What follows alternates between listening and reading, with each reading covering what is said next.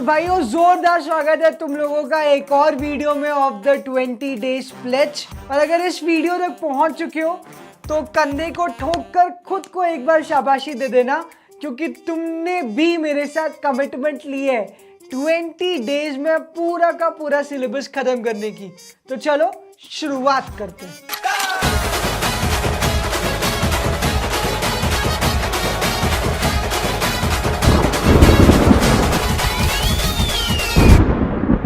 तो भाइयों पिछली वीडियो में हम लोगों ने किया था सेंट्रल टेंडेंसी का एक जबरदस्त क्वेश्चन। हम लोग निकाल रहे थे कंबाइंड अरिथमेटिक मीन, और मैंने कहा था कि मैं तुम्हें एक ऐसी ट्रिक देने वाला हूं जिससे क्वेश्चन बिना कैलकुलेटर उठाए सॉल्व हो सकते हैं।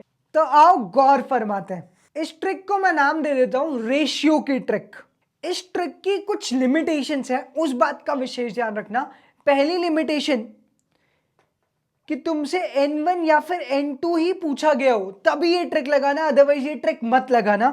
दूसरी लिमिटेशन x बार 1 x बार 2 और x बार 1 2 गिवन हो।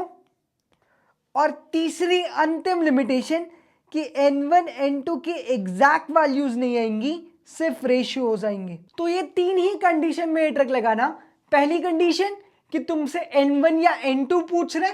दूसरी कंडीशन कि तुम्हें x बार 1 x बार 2 और x बार 1 2 यानी कि कंबाइंड अरिथमेटिक मीन दे रखा है। और तीसरी कंडीशन कि N1 और N2 का रेशियो निकल कर आएगा, एग्जैक्ट वैल्यू तुम्हें खुद निकालना होगी।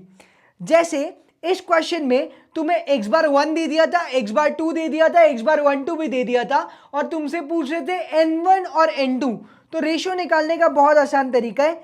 यहां पे रखो x बार 1, यहां पे रखो x बार 2 और बीच में रख दो x बार 1 2।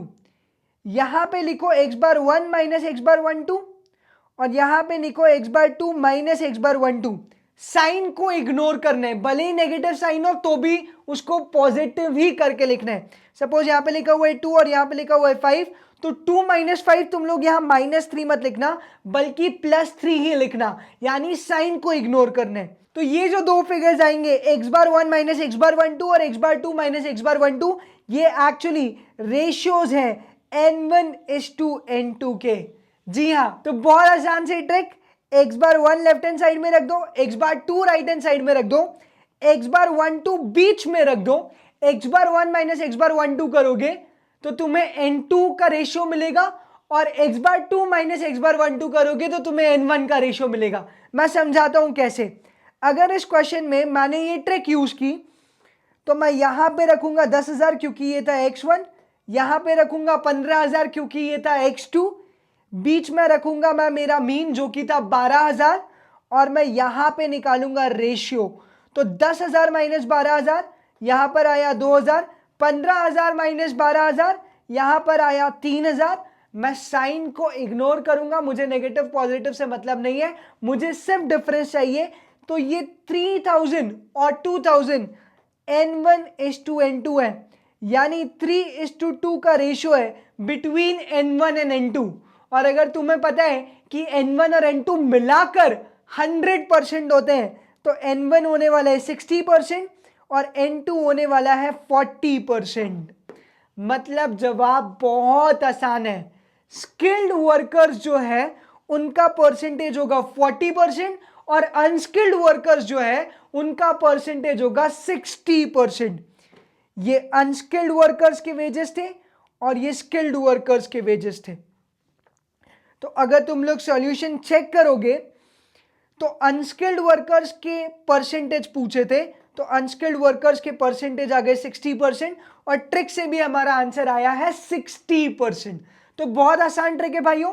x बार 1 रखो, x बार 2 रखो, फिर x बार 1 2 बीच में रख दो। x बार 1 माइनस x बार 1 2 करोगे तो N2 का रेशियो निकलेगा। x बार 2 माइनस x बार 1 2 करोगे तो N1 का रेशियो निकलेगा। N1:N2 अगर तुम्हें एक बार मिल गया तो तुम लोग N1 और N2 निकाल सकते हो। तो ये ट्रिक फॉलो करना है, लेकिन कब फॉलो करोगे? जब N1 N2 निकालना हो, x बार 1 x बार 2 और x बार 1 2 गिवन हो, और तीसरी महत्वपूर्ण चीज कि N1 N2 की एग्जैक्ट वैल्यू नहीं आएगी, रेशियोज आएंगे। और सबसे महत्वपूर्ण बात पॉइंट नंबर 4 मैं यहां लिख देता हूं, क्वेश्चन सिर्फ 2 वेरिएबल्स का क्वेश्चन होना चाहिए। 2 से ज्यादा वेरिएबल का क्वेश्चन नहीं होना चाहिए, वरना ये ट्रिक वर्क नहीं करेगी। तो चलो कुछ क्वेश्चंस करते हैं। क्वेश्चन बोलता है average of 5 digits is 10, if 6 term is added to it then means increases by 1, find the 6 term. तो देखो 5 डिजिट्स का एवरेज है 10, तो सम कितना होगा 5 इंटू 10 विच इज 50, तो 5 टर्म्स का सम है 50। तो भाइयों 5 टर्म्स का सम है 50। जैसे ही मैं छठा टर्म इसमें जोड़ता हूं यानी कि x6 जोड़ता हूं तो मेरा मीन बढ़ जाता है 1 से। ऑलरेडी मीन कितना दे रखा है 10, यानी मेरा मीन बढ़ के हो जाता है 11। तो मेरा जो नया मीन आएगा वो होने वाला है 11। तो new x bar is going to be 50 plus x6 divided by 6। तो मेरा x6 आ जाएगा 16। बहुत आसान था। 6 इंटू 11 66, 66 माइनस 50, x6 की वैल्यू आ गई 16। तो अगर मैं 50 में 16 प्लस करता हूं डिवाइड बाय 6 करता हूं तो मेरा मीन आएगा 11, जो कि एक ज्यादा है फ्रॉम द प्रीवियस मीन। तो इसको तुम लोग नॉकआउट भी कर सकते थे। चलो अब करते हैं दूसरा क्वेश्चन। ये क्वेश्चन कहता है कि sum of x up to n terms is 56 और n को तुम्हें स्टार्ट करना है 1 से लेकर 5 तक, यानी कि ये 56 सम अप टू 5 टर्म्स है और वो तुमसे पूछ रहा है कि एम बताओ 6 टर्म्स का। तो बहुत ही डिफिकल्ट क्वेश्चन है ये, क्योंकि सम अप टू 5 टर्म्स दे रखा है और x6 की वैल्यू भी दे रखी है 6। तो इसमें तो कुछ करने की जरूरत नहीं है। x बार मेरा हो जाएगा 56 प्लस 6 डिवाइडेड बाई 6, यानी कि 62 बाई 6। फाइनल आंसर आएगा 10.3333। खत्म हो गया क्वेश्चन। बढ़ते हैं अगले सवाल की तरफ। तो भाइयों इस वाले क्वेश्चन में हम लोग डायरेक्टली करने वाले हैं नॉकआउट, क्योंकि p की वैल्यू ऑप्शंस में गिवन होगी। Suppose option number a given है 10 और ऑप्शन b गिवन है 7, तो हम लोग लगाएंगे x बार का फॉर्मूला। x बार का फॉर्मूला होता है summation of fx divided by summation of f। तो एक बार ऑप्शन नंबर a से कैलकुलेट करने की कोशिश करते हैं। तो ऑप्शन नंबर a के हिसाब से समीशन ऑफ fx निकाल रहा हूं। कैसे निकालोगे? 3 into 2 m plus 2 into 4 m plus 6 into 3 m plus 10 into 1 m plus, और p की जगह अगर मैंने रख दिया 10 तो 15 इंटू 2 m प्लस। फिर दबाओ MRC, तो तुम्हारा ऑप्शन नंबर ए के हिसाब से समीशन ऑफ fx आया 72 और समीशन ऑफ f आएगा 3 प्लस 2 प्लस 3 प्लस 1 प्लस 2, यानी कि 11। तो 72 बाई 11 तुम्हारा आंसर 6 नहीं आ रहा है। इसका मतलब है option number A is incorrect. तो चलो तू नहीं तो कोई और सही, ऑप्शन नंबर बी पे जाते हैं। ऑप्शन नंबर बी बोलता है कि p की वैल्यू 7 हो सकती है। चेक करते हैं। मैंने किया 2 into 3 m plus 4 into 2 m plus 6 into 3 m plus 10 into 1 m plus, फिर मैंने किया 7 प्लस 5 यानी कि 12 इंटू 2 m प्लस, और अगर अब मैं दबाता हूँ MRC तो मेरा समीशन ऑफ fx आता है 66 और समीशन ऑफ f तो अभी भी वही रहेगा 11। अगर मैं 66 को डिवाइड करता हूँ 11 से तो मेरा मीन आ जाता है 6, और ये 6 मैच कर रहा है जो मीन क्वेश्चन में गिवन है उससे। इसका मतलब है कि ऑप्शन नंबर बी मुझे तेरी ही तलाश थी, आ मेरे गले लग जा। तो ऑप्शन नंबर बी पे गोला लगाना और आगे बढ़ जाना। तो अब करते हैं अगला सवाल। तो भाई ये वाला क्वेश्चन है ना, बहुत ही इंटरेस्टिंग क्वेश्चन है। ये बोलता है अगर कंपनी का 10 सालों का एवरेज 40 करोड़ रहा है तो कंपनी को 11वें साल में कितना कमाना पड़ेगा कि सेम एवरेज मेंटेन हो। तो भाई ये तो नर्सरी से पोपुलू भी कर लेता। आंसर आएगा 40 करोड़। अरे सिंपल सी बात है, विराट कोहली हर इनिंग्स में 50 रन बनाते हैं। अगर उसने एक इनिंग्स में 50 से ज्यादा बना दिए तो उसका एवरेज बढ़ जाएगा, और अगर 50 से कम बनाए तो एवरेज गिर जाएगा। लेकिन अगर एग्जैक्ट 50 बनाए तो एवरेज जितना था उतना ही रहेगा। तो भाइयों यहां पे आंसर आएगा 40 करोड़। अगर कंपनी को 11वें साल भी सेम एवरेज मेंटेन करना है तो कंपनी को उतना ही कमाना पड़ेगा जितना कि एवरेज है। आंसर है 40 करोड़। सिंपल। तो अब सीधे बढ़ते हैं और कंबाइंड अरिथमेटिक मीन के कुछ क्वेश्चंस करते हैं। ये क्वेश्चन बोलते हैं कि there were 50 students in a class, 10 failed whose average marks were 2.5 और टोटल मार्क्स क्लास के दे रखे 281, और ये बोल रहे हैं कि एवरेज निकालो उन स्टूडेंट्स का जो कि पास हुए हैं। तो तुम्हें अच्छे से पता है कि नंबर का अगर मैं मीन से मल्टीप्लाई करता हूं तो मुझे मिल जाता है टोटल। क्लास का टोटल है 281, जो फेल हुए हैं उनका टोटल होगा 10 इंटू 2.5, नंबर इंटू मीन, क्योंकि जो फेल हुए हैं उनका एवरेज है 2.5 और उनके नंबर है 10, तो नंबर इंटू अगर मैंने मीन किया तो मेरे पास आंसर आया 25। मतलब क्लास के 281 में से 25 मार्क्स फेल वालों के, पास वालों का सम हो जाएगा 281 माइनस 25, यानी कि 256। और पास वाले बच्चों का नंबर्स क्या है, टोटल 50 स्टूडेंट थे जिसमें से 10 फेल हुए, तो पास कितने हुए, 40।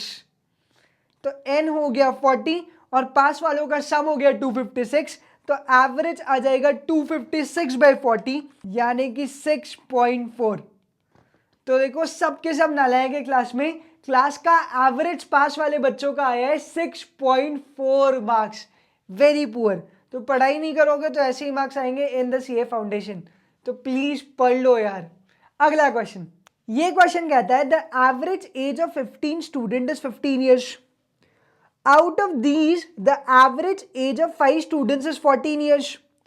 मतलब टोटल 15 बच्चे, 15 बच्चों का एवरेज है 15 साल, उनमें से 5 बच्चों का एवरेज है 14 साल और 9 बच्चों का एवरेज है 16 साल। तो बताओ एवरेज ऑफ दी 15 स्टूडेंट के, देखो 9 और 5 मिलाकर 14 ही होते हैं, यानी कि टोटल 15 बच्चे हैं और 15 में से उन्होंने 14 बच्चों का एवरेज दे रखा है, सिर्फ एक बच्चे का एवरेज और चाहिए। तो कैसे निकालोगे, बहुत आसान है। बताओ सारे बच्चों का सम कितने हैं, सम ऑफ 15 स्टूडेंट्स, सम कैसे निकाल दे, मीन इंटू नंबर, तो आएगा 15 इंटू 15 यानी कि 225।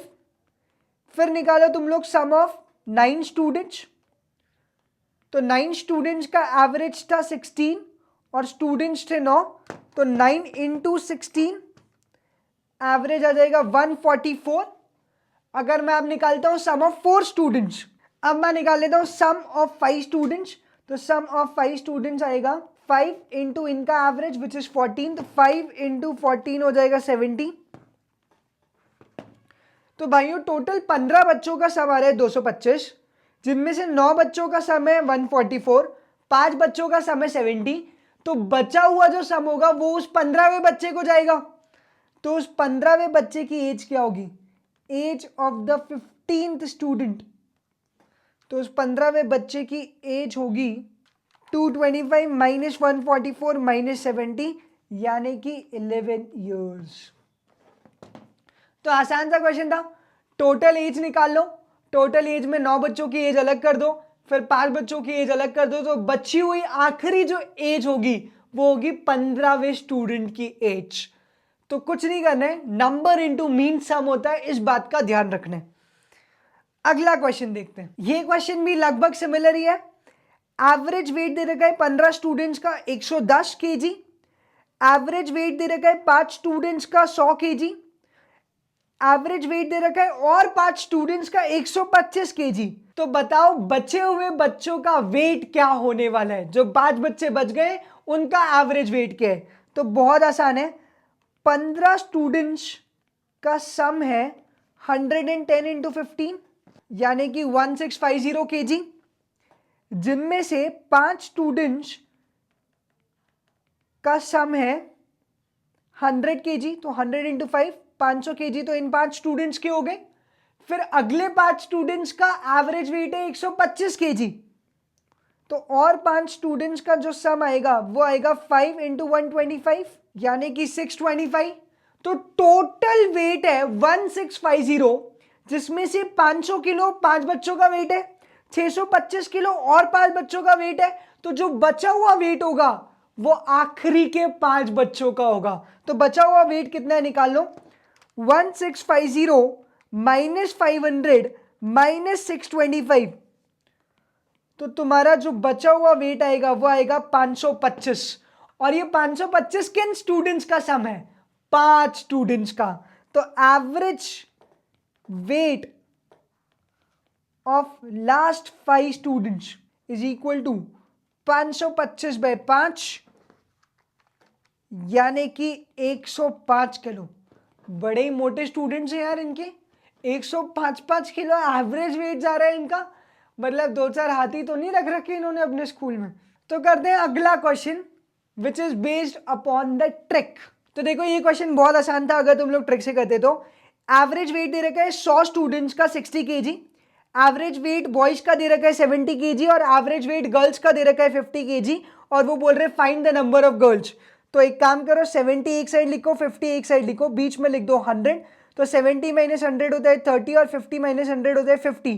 तो बॉयज इज टू गर्ल्स का जो रेशियो आएगा वो आएगा 5:3। यानी कि अगर 100 लोग हैं तो 100 लोगों को डिवाइड करना है इन द रेशियो ऑफ 5:3।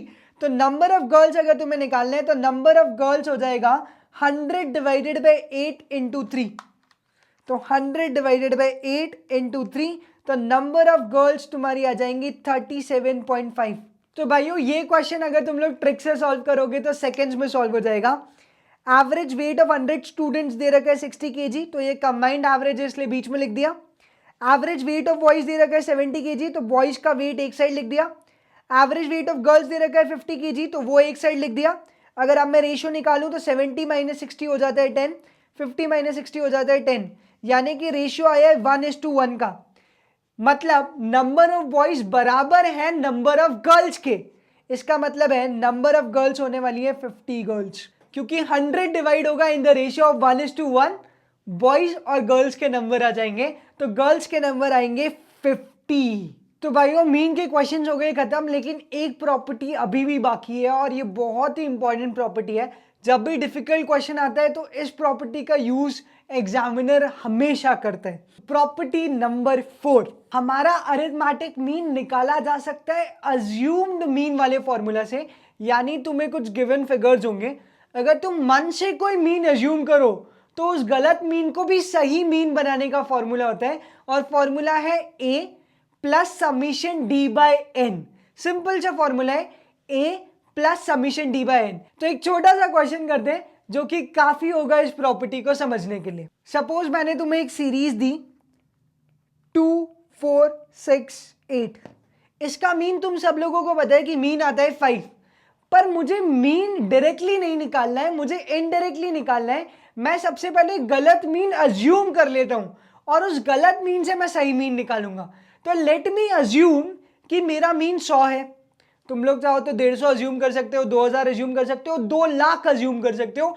तुम लोग जो भी अजम्पशन लोगे हर एक अजम्पशन चलेगा। इट डज नॉट मैटर कि तुम लोग क्या अजम्पशन लेते हो, तुम सही करेक्टेड मीन निकाल पाओगे। तो लेट मी अज्यूम कि मेरा मीन होने वाला है 100। तो अगर मैं मीन को 100 अज्यूम करता हूं तो मैं सबसे पहले निकालूंगा x माइनस ए, मतलब ये डेविएशन है, actual value minus expected value. अगर मैंने मन से मीन अज्यूम कर लिया 100, अगर ये 100 सही मीन है, इसका मतलब है sum of deviations from mean, sum of deviations from 100 should be 0। तो चेक करते हैं क्या डेविएशन 0 आ रहा है। 2 माइनस 100 माइनस 98, 4 माइनस 100 माइनस 96, वैसे ही माइनस 94 और माइनस 92। अगर मैं इन सारे डेविएशन का सम करता हूं तो मेरे पास आता है 98 प्लस 96 प्लस 94 प्लस 92 माइनस 380। यानी कि 100 से मेरा सम ऑफ डेविएशंस 0 नहीं आ रहा है, जबकि मीन की खासियत ही होती है सेकंड प्रॉपर्टी कि sum of deviations from arithmetic mean is always 0। तो यहां तो गलती हो गई। इसीलिए अगर तुम्हें सही मीन निकालना है तो सिंपल फॉर्मूला लगाओ, x bar is equal to a plus summation d by N. तो तुम्हारा a कितना था 100 और समीशन d कितना आया माइनस 380, जो कि गलत है। इसको डिवाइड कर दो with the number of observations, number of observations है 4, तो 100 माइनस हो जाएगा 380 बाई 4 यानी कि 95। ना तो तुम्हारा मीन आ चुका है 5। तो बहुत आसान है भाइयों, अज्यूम कुछ भी कर लो, तुम सही मीन निकाल सकते हो। बस ये याद रखना कि अज्यूम मीन निकालने के बाद डेविएशन निकालना, उस डेविएशन को डिवाइड करना n से, और जो भी आंसर है उसको प्लस कर देना in the assumed mean, you will get the corrected mean. तो x बार का फॉर्मूला हो गया a plus summation d by n। Simple है। तो भाइयों मीन हो गया खत्म। अब आगे बढ़ते हैं ज्योमेट्रिक मीन पर। तो क्वांटिटेटिव एवरेज के थे 3 बच्चे, एक था अरिथमेटिक मीन, एक था ज्योमेट्रिक मीन और एक था हार्मोनिक मीन। अरिथमेटिक मीन हमारा हो चुका है कंप्लीट। अब हमें आगे बढ़ना है ज्योमेट्रिक मीन के साथ।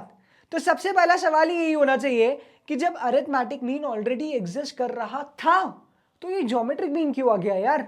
क्या ज्योमेट्रिक मीन की जरूरत थी इस दुनिया में? क्योंकि जब एम था तो जीएम क्यों आया? सबसे पहला सवाल तो यही होना चाहिए। तो याद रखना कि जीएम आया है मीन निकालने के लिए। कोई सेंस है इस बात का? एम भी तो मीन ही निकालता था, पर जीएम मीन निकालेगा रेशियोज एंड परसेंटेजेस का। फिर से बोल रहा हूं, बहुत महत्वपूर्ण लाइन बोली है मैंने।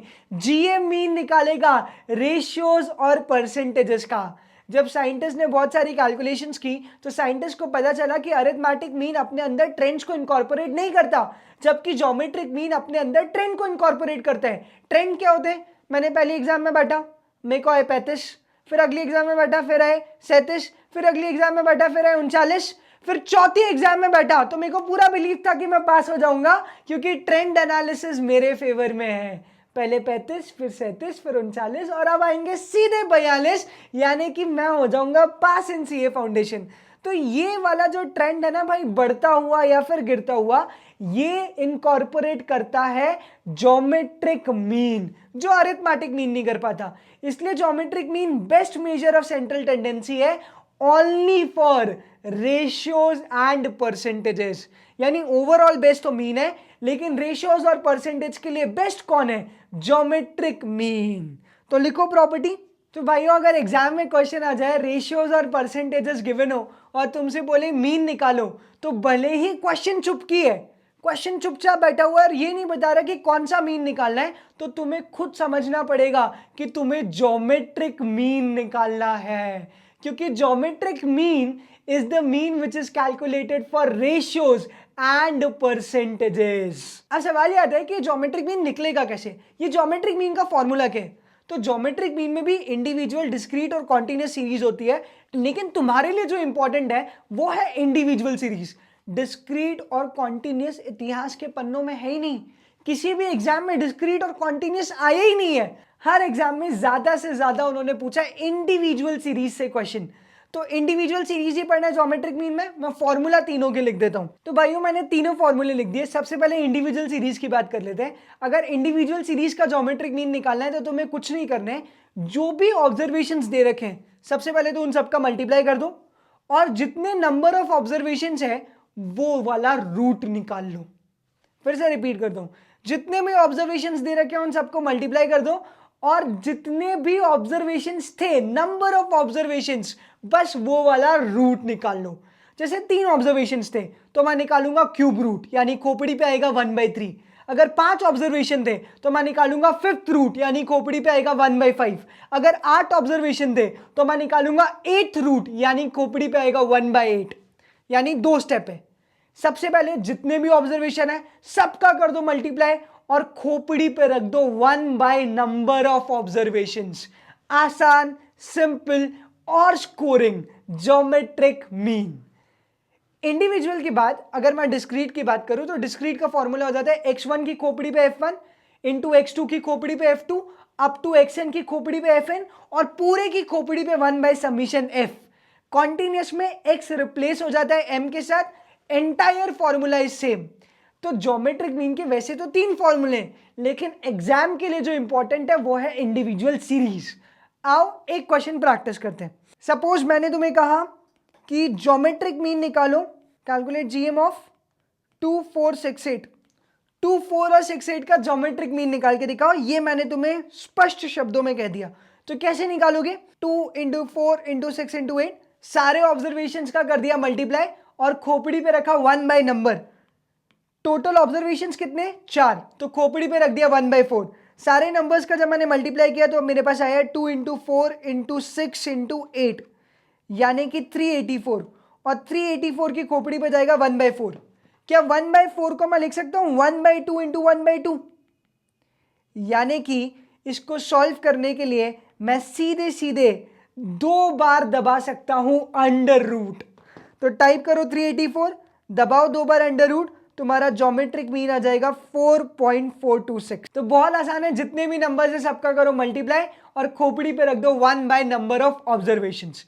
एक और क्वेश्चन करते हैं। तो इस क्वेश्चन में कहा है 8, 4 और 2 का ज्योमेट्रिक मीन निकालो। तो बहुत आसानी से निकाल सकते हो। 8 इंटू 4 इंटू 2 की खोपड़ी पे 1/3। तो अगर मैं इसको और ब्रेक करके लिखूं तो क्या मैं ऐसा लिख सकता हूं 2 into 2 into 2 into 2 into 2 into 2। 8 को मैंने ब्रेक कर दिया 2 इंटू 2 इंटू 2 और 4 को मैंने ब्रेक कर दिया 2 इंटू 2 में और पूरे की खोपड़ी पर 1/3 यानी कि मैं क्यूब रूट निकाल रहा हूं। तो 3 के पेयर्स में 2 बाहर हो सकते हैं तो आंसर आ जाएगा 4। बहुत आसान है, बहुत आसान है ज्योमेट्रिक मीन। अगर ऐसे नहीं भी सॉल्व करना चाहते हो तो तुम लोग डायरेक्टली सॉल्व कर सकते हो ऑन द कैलकुलेटर। कैसे मैं बताता हूं। 8 इंटू 4 इंटू 2 आ गया 64। 64 का क्यूब रूट निकालना है। तो 64 का क्यूब रूट वैसे तो तुम्हें याद होना चाहिए 4 का क्यूब होता है 64 यानी 64 का क्यूब रूट आएगा 4। अगर नहीं भी याद आता है तो वो जो nth रूट वाली ट्रिक बताई थी मैंने बेसिक्स में फर्स्ट वीडियो ऑफ प्लेज, वही वाली ट्रिक यूज करेंगे।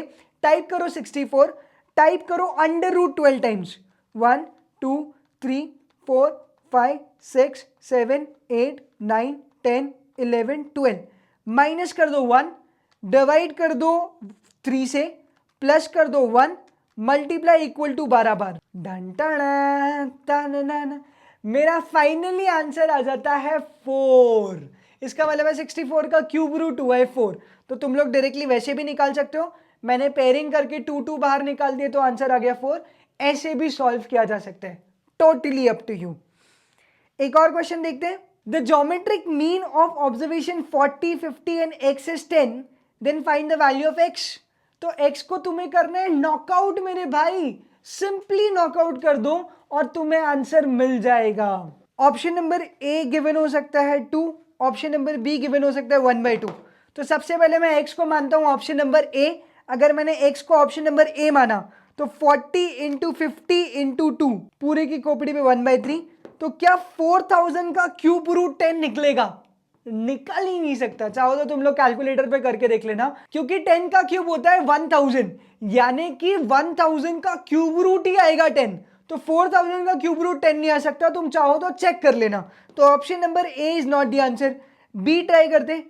40 इंटू 50 इंटू 1/2 और पूरे की खोपड़ी में 1/3। तो 40 इंटू 50 डिवाइडेड बाई अगर मैं 2 करता हूं तो मेरे पास आता है 1000। और जी हां, अगर मैं 1000 का क्यूब रूट निकालूंगा तो मेरा आंसर आएगा 10। सिंपल है, 10 का क्यूब करोगे तो आएगा 1000। तो 1000 का क्यूब रूट भी होगा 10। अगर नहीं सोच पा रहे हो इतना तो कैलकुलेटर चला लेना मेरे भाई। Under root 12 times -1 divided by 3 plus 1 into equal to 12 bar. प्लेज 1 में मैंने ये ट्रिक सिखाई है। तो ये वाला क्वेश्चन हो गया खत्म। एक अंतिम क्वेश्चन करते हैं ऑन द ज्योमेट्रिक मीन। ये वाला क्वेश्चन जब एग्जाम में आया था लोगों को लगा हमें खूब आता है। क्यों? क्योंकि 100, 200 और 400 का एवरेज पूछा। तो लोगों ने किया 100 प्लस 200 प्लस 400 डिवाइडेड बाई 3 और उनका आंसर है 233.33। तो उनको लगा काम हो गया भाई, अरिथमेटिक मीन ही तो निकालना था। सब के सब नालायक है जिन्होंने क्वेश्चन ऐसे सॉल्व किया। भाई चीख चीख कर चिल्ला चिल्ला कर बोल रहा हूं, geometric mean is best, geometric mean is best measure of central tendency for ratios and percentages. तो अगर तुम्हें परसेंटेज दिख रहे हैं तो भाई यहां एम नहीं निकलेगा, यहां एवरेज का मतलब है जीएम। तो यहां पे ज्योमेट्रिक मीन निकालना है यार। तुम लोग कहां एम की गली निकल गए। चलो निकालते हैं geometric mean. GM is equal to 100 into 200 into 400 और पूरे की खोपड़ी पे 1/3 बिकॉज टोटल 3 ऑब्जर्वेशन है। तो टाइप करो कैलकुलेटर पे 1 लाख फिर टाइप करो अंडर रूट 12 टाइम्स 1 2 3 4 5 6 7 8 9 10 11 12 टाइप करो -1 डिवाइड करो 3 प्लस करो 1 फिर इनटू इक्वल टू 12 बार। तो तुम्हारा जो आंसर आएगा वो आएगा 201.37%। तो तुम्हारा मीन 233.33 नहीं आएगा, तुम्हारा ज्योमेट्रिक मीन आएगा 201.37%। आसान है। चलो अगला क्वेश्चन करते हैं। तो अंतिम क्वेश्चन करते हैं ज्योमेट्रिक मीन का, मेरा बहुत फेवरेट क्वेश्चन है। यहां पे जी दे रखा है, सॉरी यहां पे जी दे रखा है बिटवीन ए एंड बी और बोला है इस एक्सप्रेशन की वैल्यू निकाल कर दिखाओ। तो हमेशा याद रखना, जब क्वेश्चन में भी वेरिएबल हो और ऑप्शन में भी वेरिएबल हो तो क्वेश्चन में भी वेरिएबल की वैल्यू अज्यूम करनी है और ऑप्शन में भी सेम वैल्यू डालनी है। तो यहां पे जी की वैल्यू क्या है किसी को नहीं पता, तो हम लोग जी मन से अज्यूम करेंगे। पहले तुम लोग ए अज्यूम कर लो 1, बी अज्यूम कर लो 4। तो ए और बी का अगर तुम जी निकालोगे तो जी आएगा 1 इंटू 4 की खोपड़ी पे 1/2, यानी कि जी की वैल्यू आ जाएगी 2। तो इस एक्सप्रेशन में तुम लोग जी रख सकते हो 2 के बराबर, ए रखोगे 1 के बराबर और बी रखोगे 4 के बराबर। जो भी एक्सप्रेशन की वैल्यू आए वही वैल्यू ऑप्शन से भी आनी चाहिए। अगर मैं a equal to 1, b equal to 4 और g इक्वल टू 2 रखता हूं तो ऐसे क्वेश्चन से डरना नहीं है, वैल्यूज पुट करनी है और सॉल्व करना है। तो भाइयों इसी के साथ ज्योमेट्रिक मीन भी हो जाता है खत्म। अगर मैं चैंपियंस वाले चार्ट पर आऊं तो मेरे चैंपियंस वाले चार्ट में बचा है बस तीसरा बच्चा, harmonic mean under the quantitative average, जो हम लोग करेंगे इन द नेक्स्ट वीडियो। एक बहुत ही इंपॉर्टेंट क्वेश्चन आता है, आवन जावन क्वेश्चन, जो बार बार एग्जाम में पूछा गया है। तो वो आवन जावन क्वेश्चन को हम लोग टैकल करेंगे इन द नेक्स्ट वीडियो। तब तक के लिए bye bye, take care and keep smiling.